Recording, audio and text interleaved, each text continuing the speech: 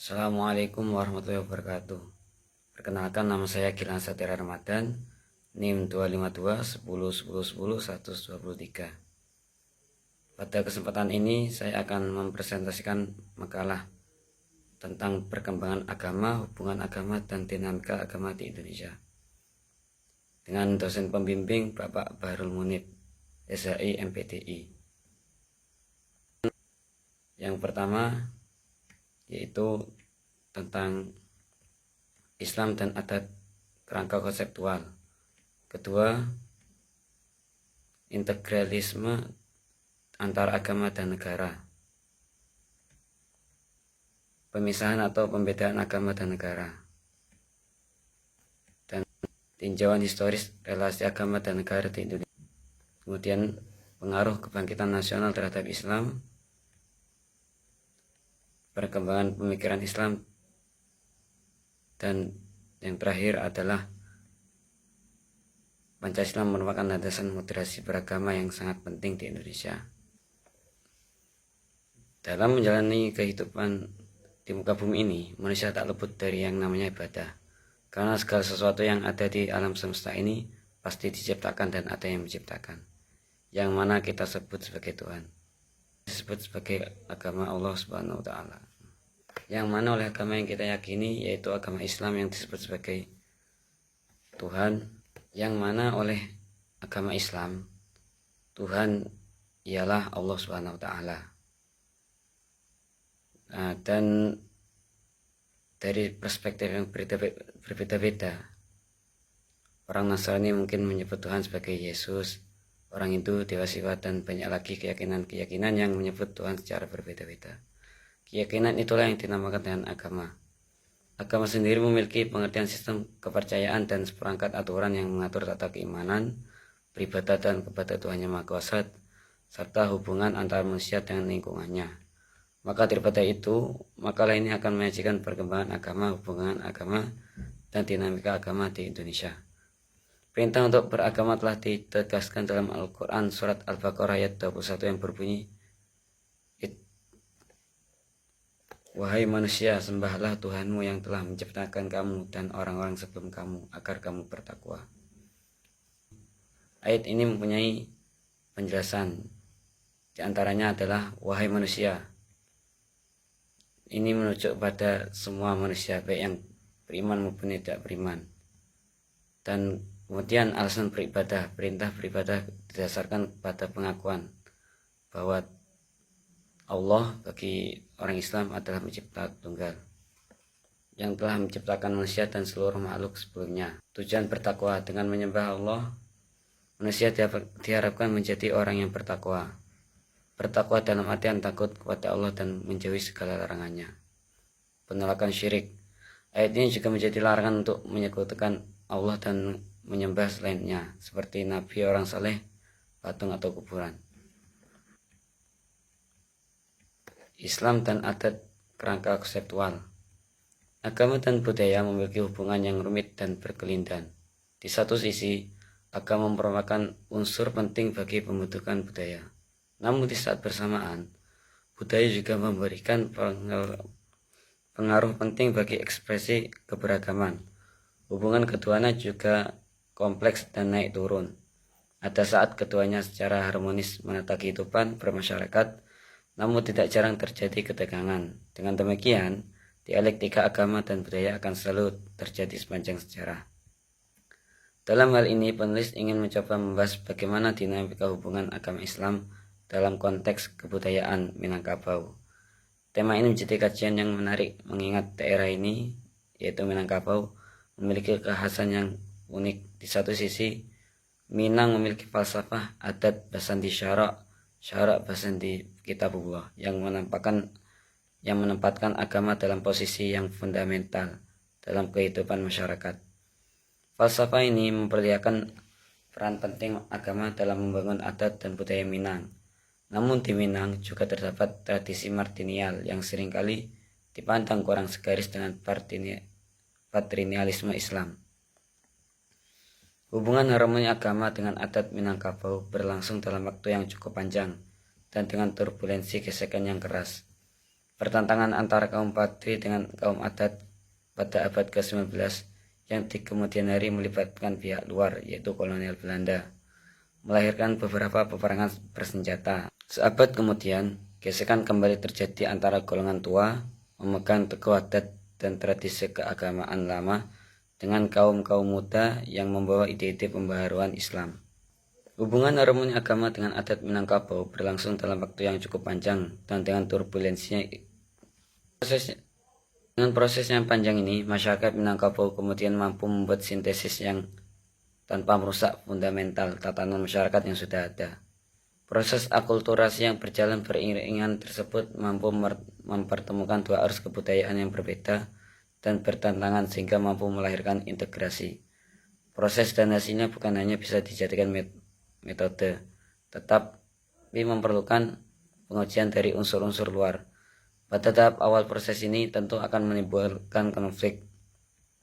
Namun seiring dengan kedewasaan masyarakat, kemudian akan terjadi restrukturalisasi. Proses seperti inilah yang membawa warna Islam di Minangkabau.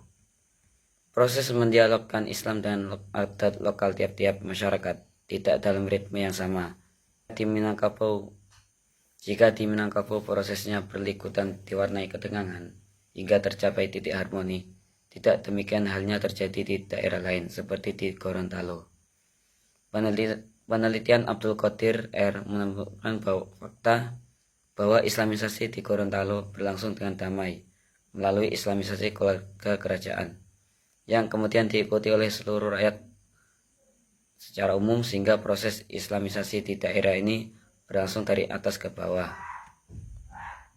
Prosesnya tidak hanya berhenti sekadar pada penerimaan Islam sebagai agama resmi kerajaan, namun terus berlangsung hingga terbentuklah susunan masyarakat Gorontalo yang baru dengan falsafah yang sama dengan Minangkabau, yaitu adat bersenti syariah dan syariah bersenti kitabullah. Proses ini melalui fase adaptasi, akulturasi, dan pada akhirnya terbentuklah falsafah itu. Integralisme antara agama dan negara. Menurut Hammurabi pada tahun 1904, dewa, agama, dan etika adalah dasar pandangan dunia manusia. Hammurabi memerintah dan mengatur kerajaannya berdasarkan mandat ilahi yang ia klaim dari kodifikasi hukumnya, yaitu Kode Hammurabi. Argumen yang sama juga digunakan oleh Confucius ketika ia mendiagnosis masalah moral Raja Tiongkok. Dia menyarankan transformasi moral bangsa yang dipimpin oleh kelas atas Tiongkok. Dan kemudian Kautilya juga mengemukakan pendapat bahwa seorang kepala negara memerlukan kualifikasi ketuhanan karena ia harus menjadi orang yang soleh. Teori mandat ilahi juga dapat ditemukan di agama-agama besar, seperti yang ia temukan saat ini. Agustinus dari Hippo pada tahun 1886 dan Thomas Aquinas tahun 1905 menggunakan teori mandat ilahi dan misi kenabian sebagai landasan berpikir politik mereka. Agustinus dari Hippo 1886 berpendapat bahwa dominasi sekelompok manusia terhadap sekelompok lain berkorelasi tentang teori Alkitabiah, tentang dosa akal. Baik Agustinus maupun Aquinas mengemukakan gagasan tentang ketidaksetaraan di antara manusia yang didasarkan pada hukum alam. Dalam konteks Islam integralisme antara agama dan negara dapat diartikan sebagai pemahaman Islam sebagai entitas agama dan negara. Ia dipahami sebagai satu kesatuan negara Islam yang diatur oleh otoritas publik Islam dan berdasarkan hukum Islam. Semua filsuf klasik berbicara tentang dasar-dasar dari entitas politik, negara, pemerintahan, dan unsur-unsur yang ada di dalamnya. Paradigma hubungan agama dan negara ini dikritik oleh sebagian ulama kontemporer. Saat ini paradigma tersebut menginspirasi beberapa negara untuk merumuskan dasar-dasar bernegaranya. Seperti negara Afghanistan, Brunei, Arab Saudi, dan Iran merupakan beberapa contoh negara yang menjadikan Islam sebagai prinsip dasar atau fundamental negara. Bahkan mereka menjadikan Islam sebagai syariat. Bahkan mereka menjadikan agama Islam sebagai syariat Islam atas pemahaman mereka sendiri terhadap kitab suci dan ajaran agama. Lanjut pada pembahasan berikutnya, yaitu sekularisme, pemisahan atau pembedaan agama dan negara. Asal muasal sekularisme bisa ditelusuri dari Ibnu Rushd atau Averroes yang mengemukakan kebebasan berpikir di Eropa. Sebelum era pencerahan, Ibnu Rushd menela aliran filsafat Aristoteles. Ibnu Rushd membela aliran filsafat Aristoteles di dunia Islam, khususnya di wilayah Eropa. Kata sekularisme berasal dari kata seculum yang berarti waktu dan tempat, yang bisa diartikan saat ini dan di sini. Sekularisme berarti suatu sistem ketika yang memisahkan entitas keagamaan dengan entitas negara. Hal ini mereduksi negara dan keagamaan dari ranah publik. Oleh karena itu, agama menjadi bagian dari ranah privat. Pemahaman umum mengenai sekularisme adalah pemisahan gereja, agama, dan negara. Di Eropa, sekularisme cenderung mengecualikan organisasi keagamaan dari kehidupan publik. Sedangkan di Amerika, sekularisme cenderung menjamin kebebasan beragama dan netralitas negara atau pemerintah terhadap lembaga keagamaan. Beberapa ulama kontemporer membela gagasan sekularisme yang berbicara tentang implementasi nilai-nilai ajaran agama di ruang publik.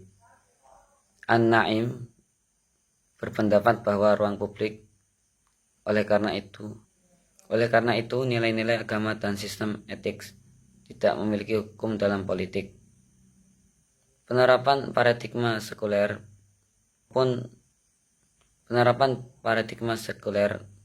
maupun integralis dalam hubungan agama dan negara tidak mampu menyelesaikan permasalahan mendasar etika dalam politik nasional maupun global. Kemudian tinjauan historis relasi agama dan negara di Indonesia. Indonesia secara historis terbentuk dari unifikasi seluruh wilayah bekas jajahan Belanda sebagai negara pertama yang berkuasa di Nusantara saat itu. Relasi agama dengan negara Indonesia yang sebelumnya dikenal dengan Nusantara telah melalui fase yang panjang sejak masa kerajaan-kerajaan yang berjarak Hindu-Buddha. Meski demikian, relasi agama dan negara kedua agama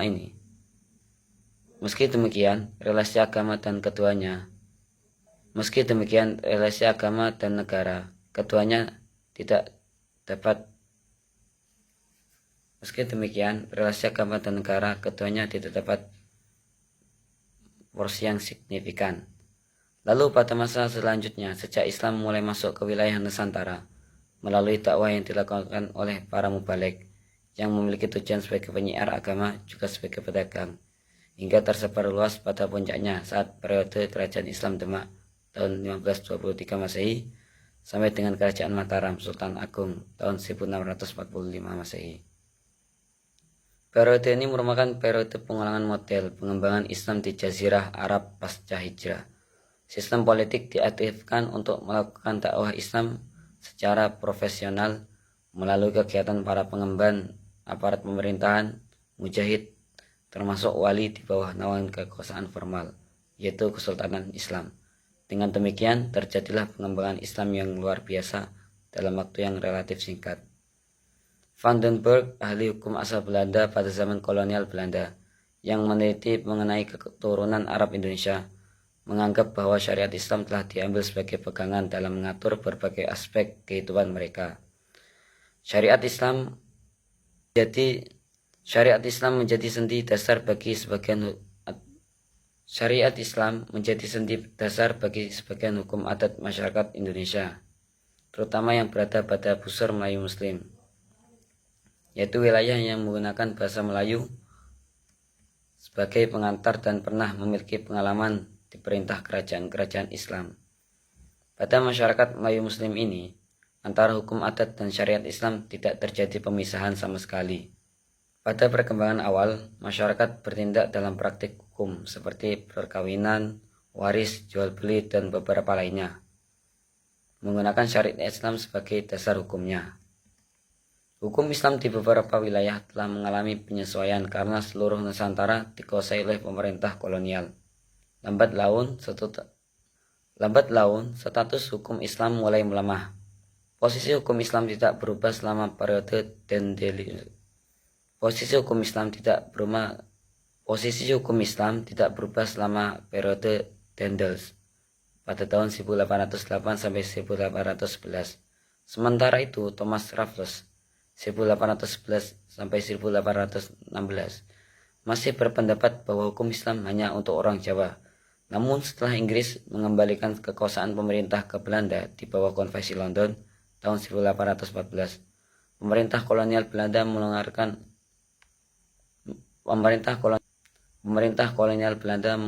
undang-undang dan peraturan tentang mulai bekerjanya kebijakan publik, struktur pengadilan, pertanian, perdagangan kolonial di Asia, serta hukum Islam.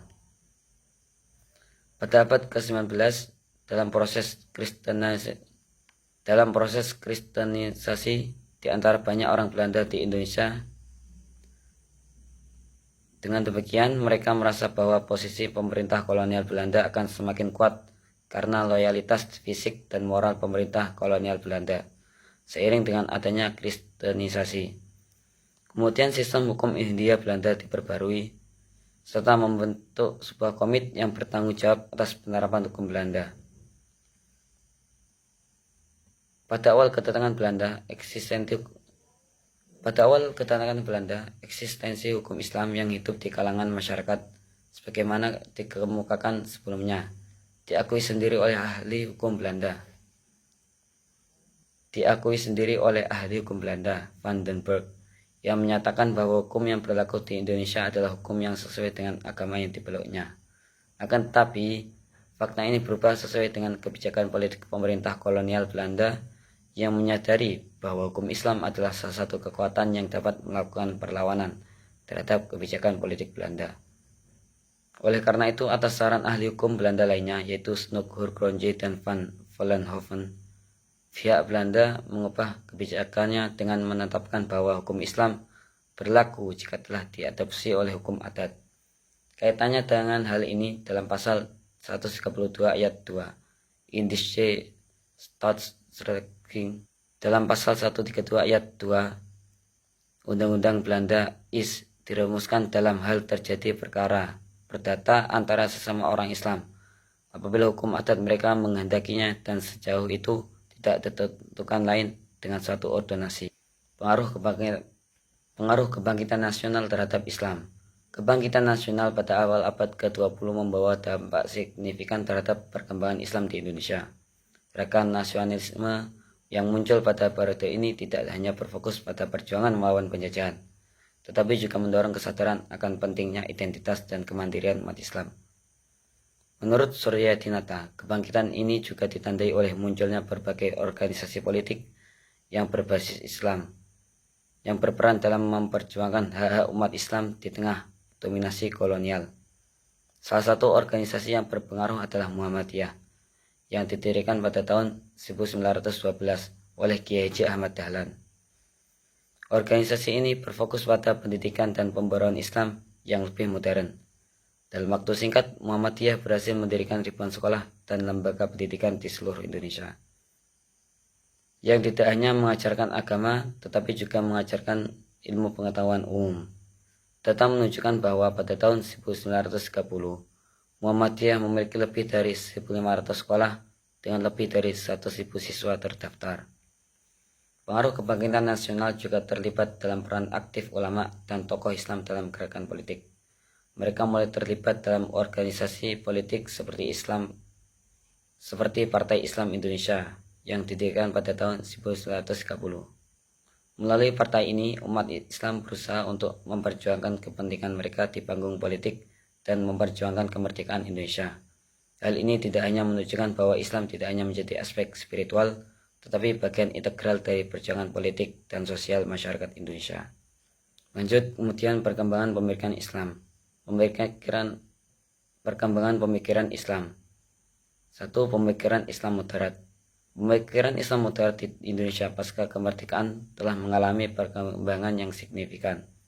Dalam konteks ini, moderasi Islam dapat dipahami sebagai suatu pendekatan yang menekankan pada nilai-nilai toleransi, keadilan, dan inklusivitas.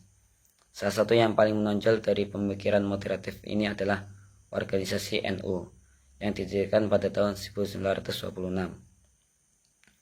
NU berperan penting dalam mempromosikan pemahaman Islam yang ramah dan mengedepankan dialog antar umat beragama. Kemudian di sisi lain yaitu pemikiran Islam radikal. Yang kedua yaitu pemikiran Islam radikal. Di sisi lain, pemikiran Islam radikal juga muncul sebagai tantangan dalam perkembangan agama Islam di Indonesia pasca kemerdekaan. Radikalisasi ini sering dipicu oleh berbagai faktor, termasuk ketidakpuasan terhadap pemerintahan, ketidakadilan sosial, dan pengaruh global dari kelompok ekstremis. Salah satu contoh nyata adalah munculnya kelompok seperti Jamaah Islamiyah JI yang terlibat dalam serangkaian aksi terorisme di Indonesia pada awal tahun 2000-an. Yang ketiga yaitu dialog antar agama dan toleransi. Dialog antar agama di Indonesia merupakan salah satu pilar penting dalam menjaga keberagaman dan toleransi di masyarakat. Sebagai negara dengan populasi terbesar, Indonesia juga memiliki berbagai agama lain yang diakui secara resmi seperti Kristen, Hindu, dan Buddha. Salah satu contoh nyata dari dialog antar agama di Indonesia adalah pertemuan antar pemuka agama yang diadakan oleh Majelis Ulama Indonesia dan organisasi keagamaan lainnya. Yang terakhir yaitu Pancasila merupakan landasan moderasi beragama yang sangat penting di Indonesia. Pancasila merupakan dasar ideologi negara Indonesia yang menggambarkan nilai-nilai yang dianut oleh negara dan masyarakatnya. Dalam konteks moderasi beragama, Pancasila memainkan peta kunci dalam mempromosikan toleransi, kerukunan antar umat beragama, dan keragaman budaya. Yang terakhir yaitu penutup. Bab 3 yaitu penutup.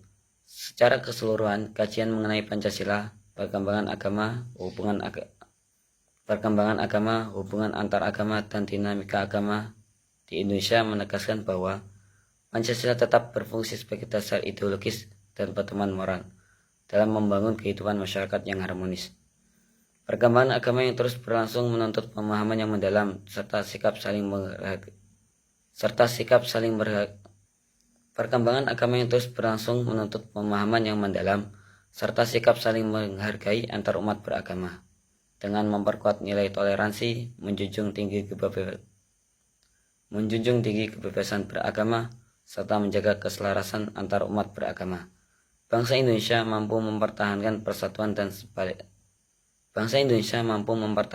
persatuan dan stabilitas sosial.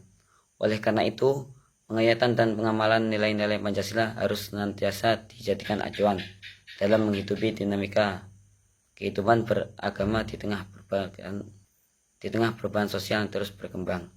Sekian dari saya. Wassalamualaikum warahmatullahi wabarakatuh.